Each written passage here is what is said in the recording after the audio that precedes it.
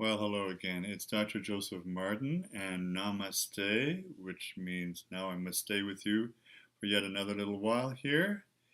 We have the second in the series of introductory topics on yoga, and this one is about I'm offering, or we're all offering each other, a challenge to a deeper, higher, more heartfelt yoga.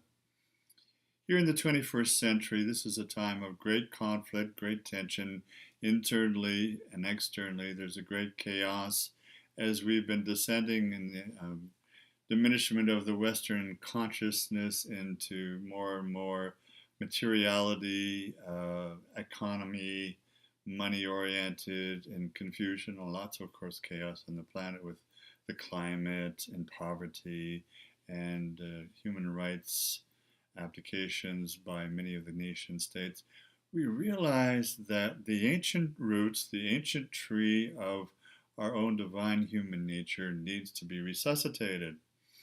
And that's this basic call to consciousness that I'm offering you now as a possibility. You know, yoga in its origination is actually a great tree. It's the tree of life. And this tree has deep, deep historical and energetic roots into the earth and into the cosmos. And the trunk and the breadth of this, as it's developed and come down to us over millions of years, is actually very strong and powerful.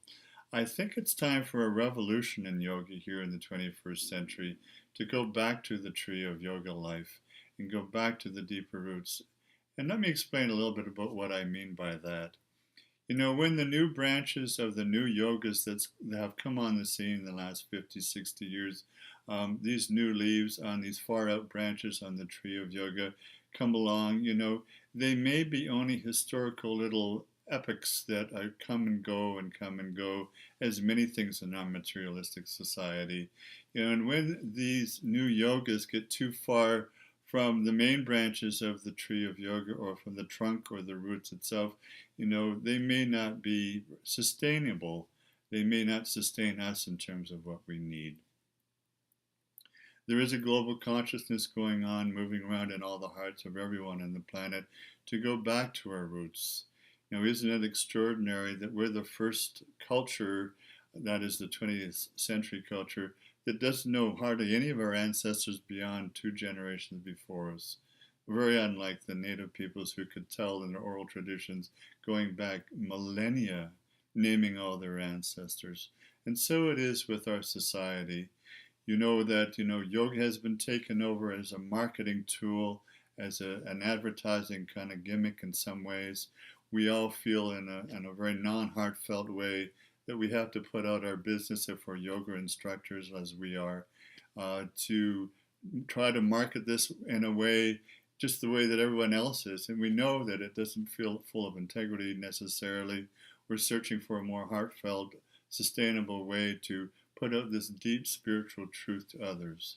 So this is a call to occupy yoga, to occupy a more heartfelt yoga, to put some bhakti, to put some heart, to put some love, some caring, some caressing, some gentleness, some humility, and absolutely some more divine feminine back into our yoga.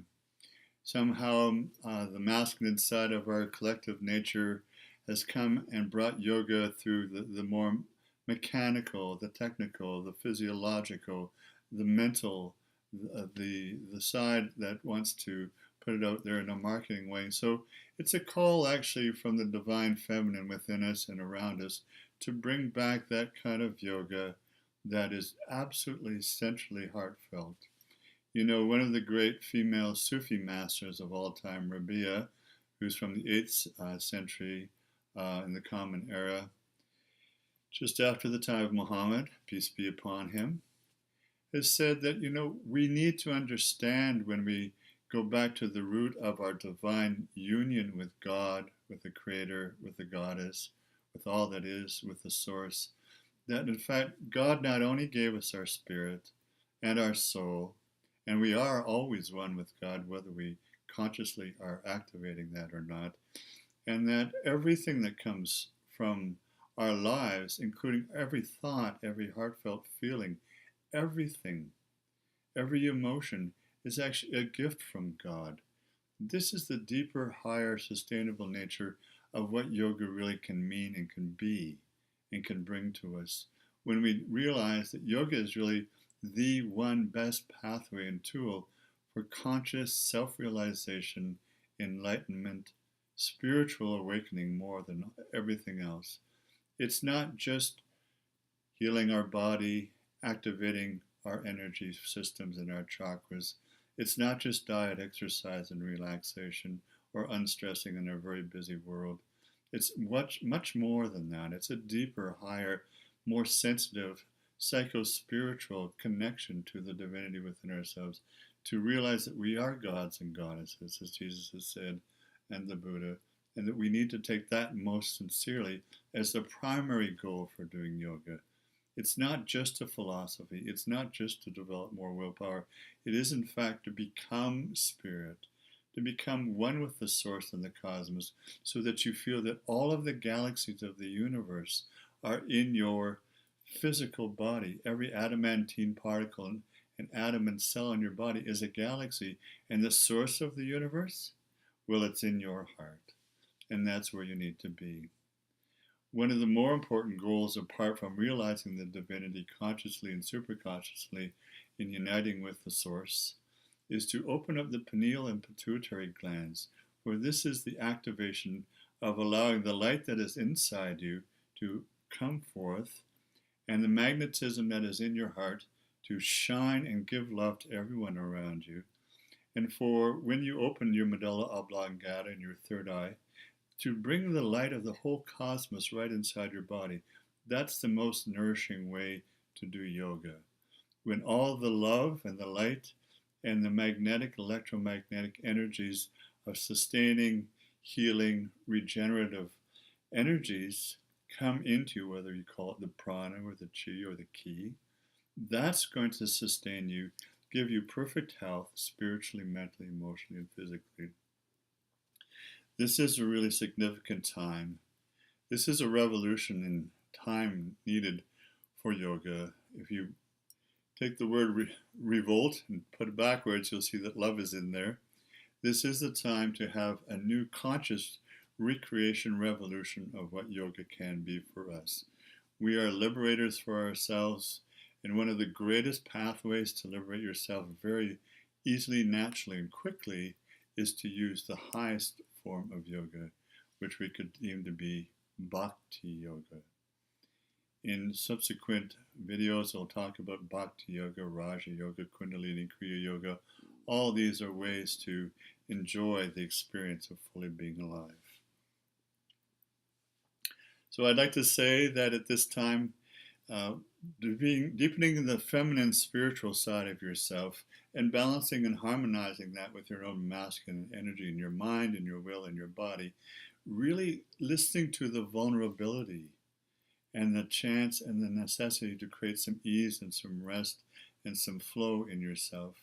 And through this vulnerability, mostly emotionally and psychologically and spiritually, with the divine and with yourself in this deeply reflective time that we're in, then you're allowing yourself to have the openness and the surrendering, the operative word here is surrender, to really create some intimacy between yourself and the divine.